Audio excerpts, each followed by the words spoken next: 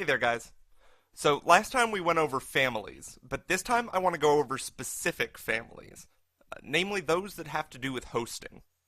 These are part of the hosting parameters, and when you get into new components, you're going to see how each of these elements deals with hosting.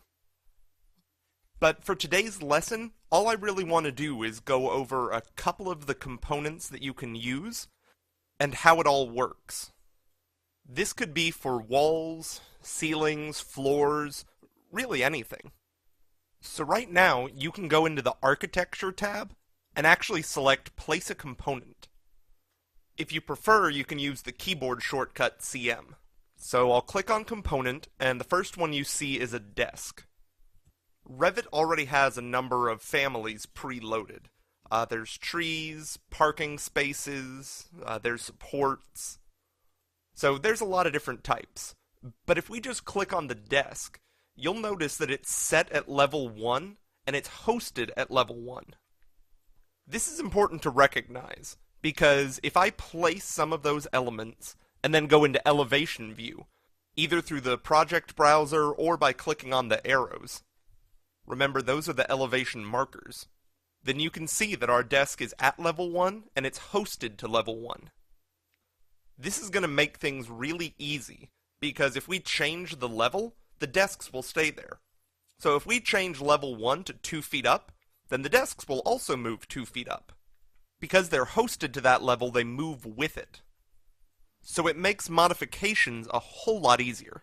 In the past, I've had a lot of students ask me, okay, how does this apply to ceilings and light fixtures? So there's all sorts of different light fixtures you can work with. I'm going to go into the floor plan view. You can also do the ceiling view, if you want. Anyhow, we'll go up and we'll click on the ceiling button. And this will let you add a ceiling. Now, just like floors and roofs and other things we've looked at, ceilings work on a sketched-based pattern.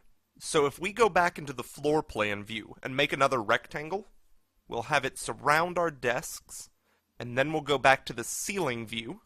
Then you can place the ceiling with an automatic command. This will read the boundaries of all of the walls that you just placed, or really any closed object. And then we'll go up and we'll click on Sketched Based, and we'll click from one corner of our box to the other inside the walls, and there is our ceiling. So right now, our ceiling is just a grid, but we can always go in and change its properties by going into the Properties window and clicking on Ceiling and changing it like we have other things. And if you click on Edit Type, you can change values as well. So for today's purposes, though, I want to delete 2 of the walls that we just made, so we can actually see inside our structure and see the ceiling. I personally find that the best way to see ceiling hosting components is with the 3D view.